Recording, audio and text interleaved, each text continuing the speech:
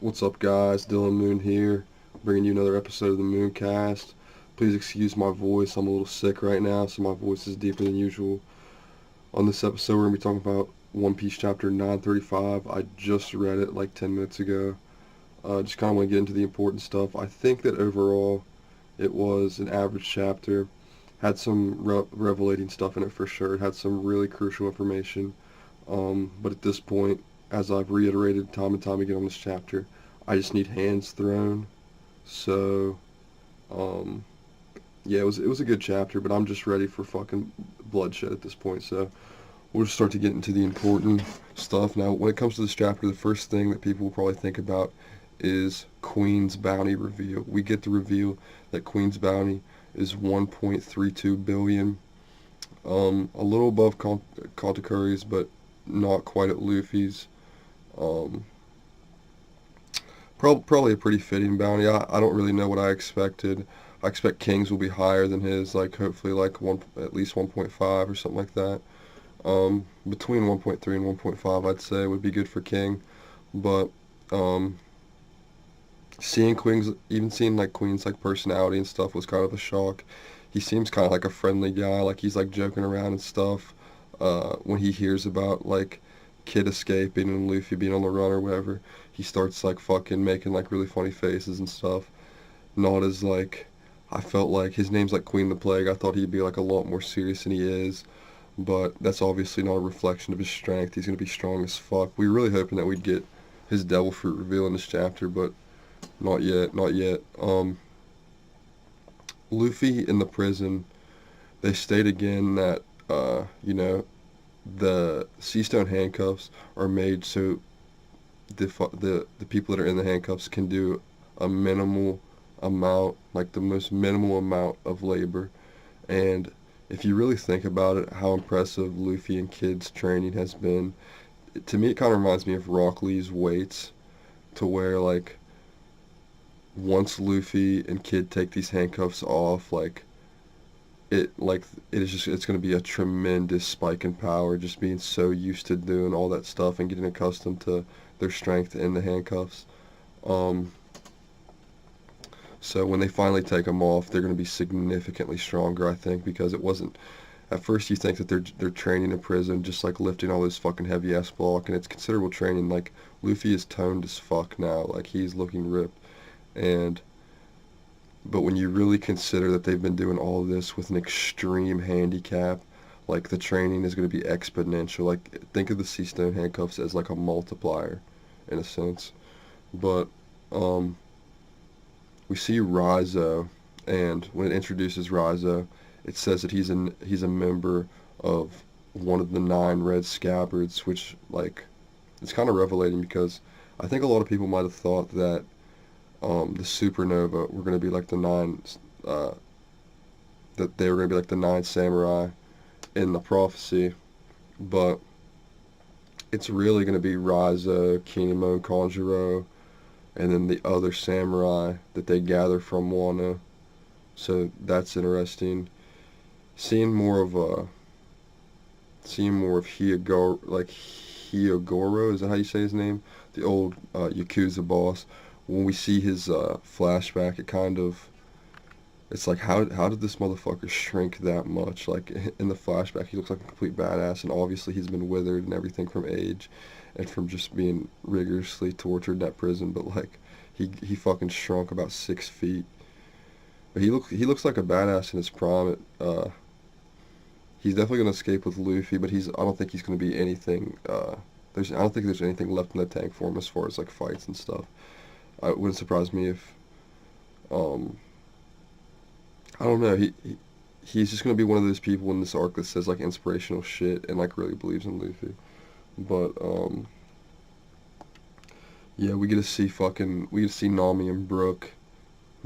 We get to see Nami and Robin and Shinobu obviously in the fucking bathhouse, and Nami and Robin are looking fucking.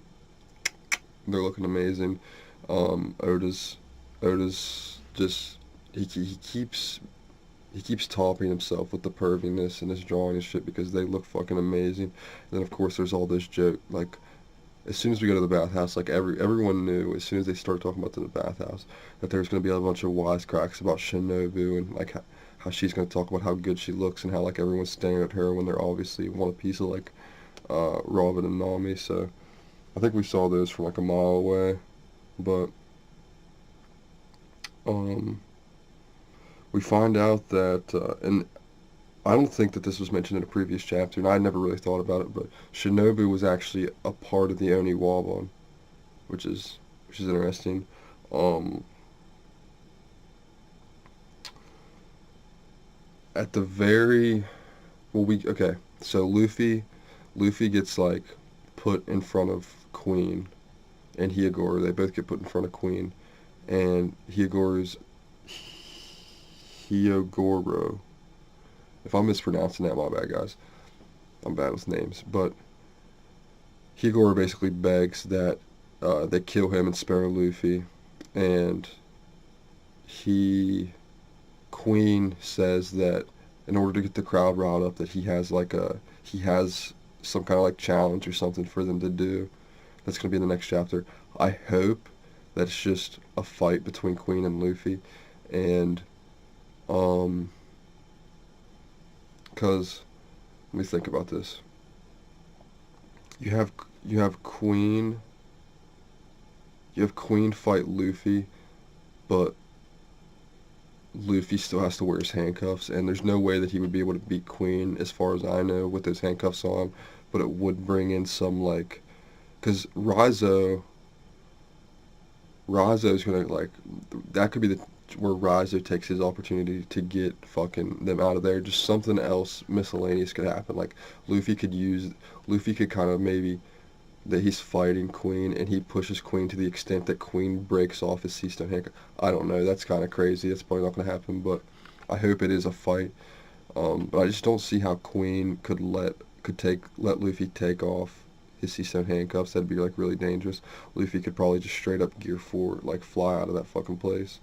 Um, yeah, we get at the end of the chapter. I don't. What could the challenge be? Like, could it be like maybe it'll be Luffy with his sea stone handcuffs on in a like a just in a straight like he has to fight like fucking every small user in the place, just one after another after another after another after another with the handcuffs on, because that would actually be really good training. But if that lasted like several chapters, I would not be amused, honestly. That would be really boring to me.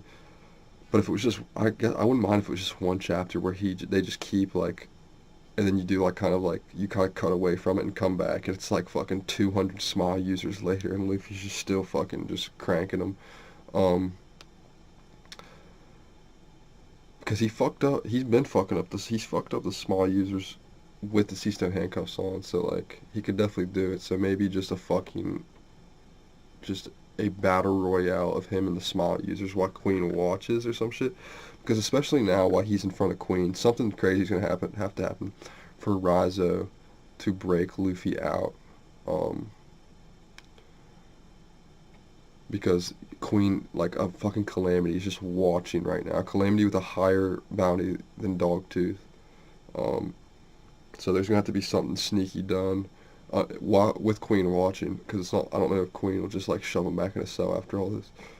And Queen is begging Luffy to join their crew again, so they really fucking want Luffy to join their crew. Like, I wonder how many of, Kaido's underlings, or how many of Kaido's underlings have actually, let me think. How many Kaido's underlings have actually been fucking enemies that he just beats into submission and makes them join? Like, what if King, Queen, Jack were all just fucking the strongest pirates that Kaido had beat the fuck out of and just beat their will out of them, and they joined his crew, and now it's just like this thing where they do that with everybody. Um, so that's interesting. And at the end of the chapter, it's confirmed that the person in that cell is Kawamatsu, one of Odin's three strongest supporters. So that is, a lot of people were right when it came to that one, because everyone thought it was like just like one of the fucking one of the three samurai Now I forget the other guy's name. It starts with the D, but he's the only one we don't know anything about yet. So, I mean, it's common sense that Zoro will probably like find him because Zoro did make a comment earlier on in the arc. I remember that he was going to gather up like Wano samurai. So, and he hasn't really done that yet. So, if he can just get that one guy, like the third guy, that would be amazing. Um, it is interesting that it's interesting like the SBS info we got about somebody having what was it? Somebody having some kind of backstory like relating to Wano, and a lot of people think it's going to be, and it's not. He said it was like a support character, so it could be like Kawina or some shit. So a lot of stuff was like, it's kind of interesting how there's that Zoro Sanji dynamic where a lot of people like either like Zoro or Sanji, and Zoro and Sanji are rivals, and it's like who's stronger, like um, which Zoro is unquestionably stronger than Sanji, but like a lot of people want to say that it's like not that far away, or even that Sanji's stronger than Zoro, which is absurd. Just a bunch of stuff like that, and there's that really fun, and I don't have a preference. I like Sanji and Zoro equally, honestly, but just objectively, Zoro's stronger. But like, um, so it's kind of interesting with that Sanji Zoro dynamic that we get Sanji's backstory, and then immediately the next arc we get Zoro's backstory. Like I think Oda did that on purpose, and it's not guaranteed we'll get Zoro's backstory. But come on, like we're in Wano. This is like if there's gonna be any arc where we get some Zoro backstory, it's gonna be this one. Like any Zoro origin story, it would come in Wano. And I mean, there is the Reverie arc, but that's only 3 chapters. Like it's pretty much like almost like 2 arcs together. You know what I'm saying? Like you could argue it's the Reverie arcs in between them, but you guys know what I'm fucking saying. So, um, yeah. As far as the next chapter, I really hope it's like it's some kind of fighting scenario, or at least we get out of the prison or some shit. That would be fucking. That would be intense. Um, hmm.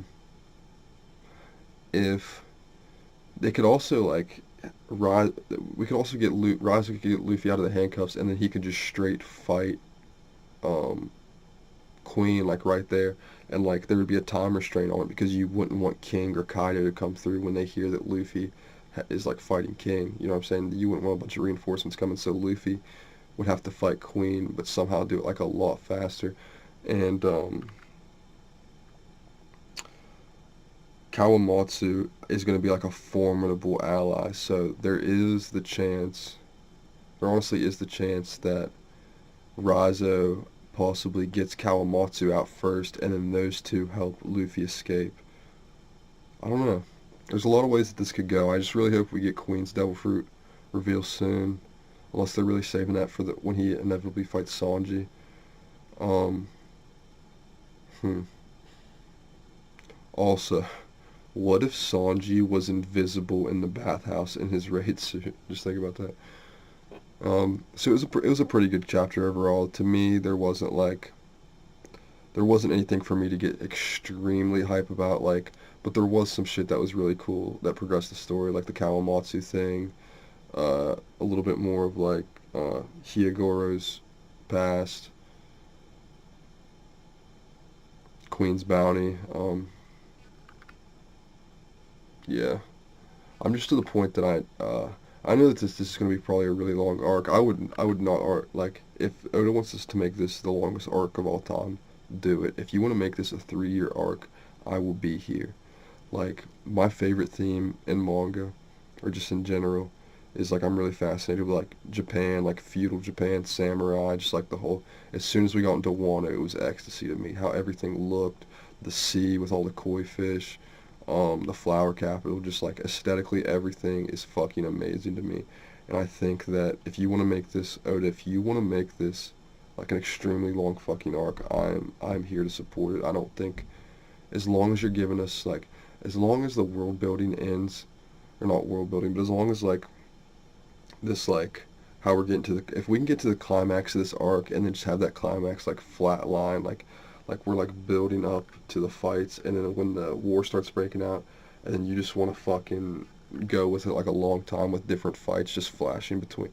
Just do a bunch of one chapter fights against like random people. Like give people that just do fan service with this arc. Give fucking uh give like Hawkins, fucking all the Straw Hat members, fucking. I don't want to start ranting about stuff that's not the chapter, but I can't help but imagine where this is gonna go eventually. Um, I think I'm gonna wrap up the Mooncast, guys. This is a very good chapter. We got to finally confirm who's in the cell, Kawamatsu. We find out that Shinobu is a part of the Oni Wabon. Queen has a bounty of 1.3 billion. Um, fucking what is that guy's name? Hiyagoro. We got a little bit more backstory on him, and I would just like to see. I'm really curious on what next week chapter is going to entail, and I hope they progress the plot like a lot. Like I hope this really starts snowballing and getting to a very high climax place because you can have like some. Uh, Also, one more thing before I cut this off is that Shinobu stated that they only have 500 people right now, which is insane. Which is physically insane, considering they need 5,000 for this. But you also are going to have probably the Straw Hat Grand Fleet are going to find a way to get there, as well as possibly the Revolutionaries. I'm somebody that really hopes the Revolutionaries come in during this arc. I don't know if they will, but I really fucking hope they do. Um, I'm in the school of thought that all four Yonko will end up in Wano, like all four of them in their crews, because we already have two there, so I don't see why you would just stop there. And like Blackbeard had kind of like alluded. I thought that like just the timing of seeing Blackbeard and everything like wasn't random that he's gonna come. And if you have Blackbeard come, Shanks is obviously gonna come too. You're not just gonna have three Yonko there. So I'm really hoping that next week's chapter and beyond it really starts snowballing and snowballing, and we'll get to that. There's gonna be 5,000 troops eventually in Wano. There will be people like Vivi herself could send fucking thousands of troops. Like as long as they can get there, it'll happen. So if you like this video, guys, hit the like button, hit the notification bell so you know when I post videos. Comment if you disagree with me on anything or if you just want to talk to me about it. And I will drop another episode of the Mooncast very soon. This was my finals week, so that's why it's been so long since I posted a video. But now that I'm over with these classes for right now, like while I'm on break, I will be able to post a lot more videos. So thanks, guys.